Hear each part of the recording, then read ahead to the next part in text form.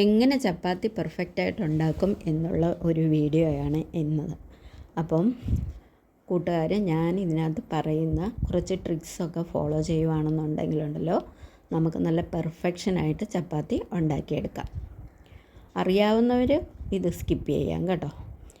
അപ്പോൾ ഞാനിതിലേക്ക് ഒരു 1.25 കപ്പ് അളവിലുള്ള ഗോതമ്പ് പൊടിയും അതോടൊപ്പം തന്നെ അതിന് ആവശ്യത്തിനുള്ള ഉപ്പും കൂടെ ചേർത്ത് ഞാൻ ആദ്യം ഒന്ന് മിക്സ് ചെയ്തതിന് ശേഷം പിന്നെ അല്പം വെള്ളം ഒഴിച്ചിട്ട് പുട്ടിനെ നമ്മൾ നനച്ചെടുക്കുന്ന രീതിയിൽ ആദ്യം ഒന്ന് നനച്ചെടുക്കുക. അതായത് വെള്ളം മൊത്തം ആ പൊടിയിലേക്ക് അബ്സോർബ് ആവത്തക്ക വിധത്തിൽ നമ്മൾ കൈകൊണ്ട് ഇതുപോലെ നമ്മൾ സ്പ്രെഡ് ചെയ്ത് കൊടുക്കുക ആദ്യം.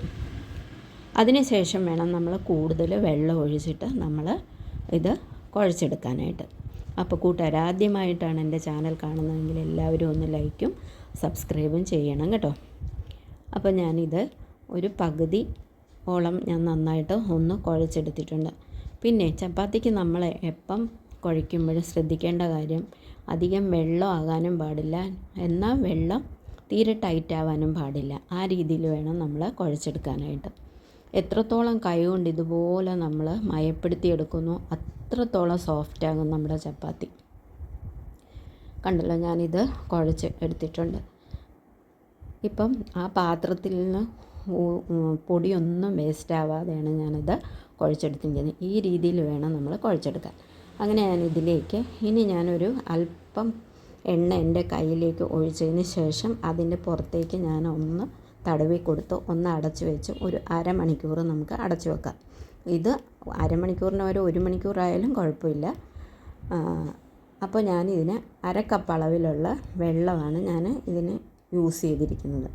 അപ്പോൾ ഇനി അരമണിക്കൂറിന് ശേഷം നമ്മളത് കയ്യിലേക്ക് എടുത്തിട്ട് ഒന്നുകൂടെ ഇതുപോലെ കൈ കൊണ്ട് ഒന്നുകൂടെ നമ്മളിതുപോലെ മയപ്പെടുത്തി എടുത്തതിന് ശേഷം സാധാരണ നമ്മൾ ചപ്പാത്തിക്ക് ബോൾസാക്കി എടുക്കത്തില്ലേ, ആ രീതിയിൽ നമുക്കിതുപോലെ ഒന്ന് ബോളുകളാക്കി നമുക്ക് എടുത്തു കൊടുക്കാം. ഞാൻ 1.25 കപ്പ് അളവിലുള്ള പൊടി എടുത്തപ്പം 6 ചപ്പാത്തിയുടെ ഉണ്ടാക്കാനുള്ള ബോൾസായിട്ടുണ്ട്. ഇനി ഒരു കാര്യം വളരെ ശ്രദ്ധിക്കുക, നമ്മൾ ചപ്പാത്തി ഉണ്ടാക്കുന്ന സമയത്ത് പൊടി നമ്മളിതുപോലെ സ്പ്രെഡ്, അതായത് മുക്കിയാണല്ലോ നമ്മൾ എടുത്താണ് പലകയിൽ വെച്ചിട്ട് നമ്മൾ പരത്തുന്നത്.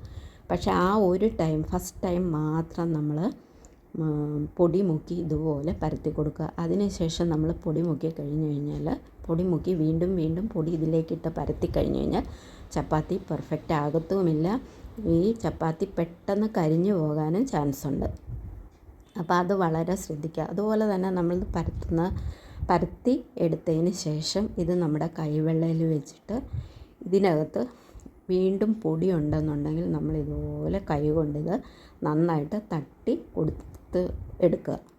കണ്ടല്ലോ, നമ്മൾ കറക്റ്റ്, അതായത് വെള്ളത്തിൻ്റെ ലെവൽ കറക്റ്റ് ആണെന്നുണ്ടെങ്കിൽ നമ്മൾക്ക് കറക്റ്റായിട്ട് അത് നന്നായിട്ട് നമുക്ക് പരത്തിയെടുക്കാൻ പറ്റും. ഞാനിതെല്ലാം തുടച്ചെടുത്തിട്ടുണ്ട്. ഇനി നമുക്കിത് ചൂടായ തവയിലേക്ക് ഇട്ടിട്ട് നമുക്ക് ചുട്ടെടുക്കാം.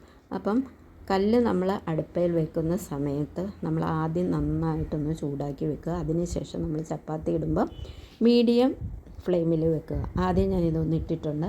ഇനി ഇതാദ്യം ഇടുമ്പോൾ ഒരു 2 സെക്കൻഡ് ആകുമ്പോഴേക്കും നമ്മളിതൊന്ന് മറിച്ചിടുക. ഫസ്റ്റ് ഇതേപോലെ നമ്മൾ ഒന്ന് മറിച്ചിടുക.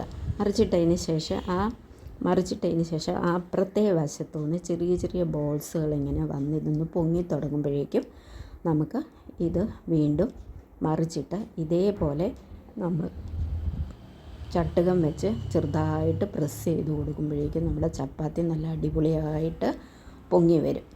കണ്ടല്ലോ, അതേപോലെ തന്നെ അടുത്ത ചപ്പാത്തി ഇതുപോലെ ഇട്ട് എടുക്കുക.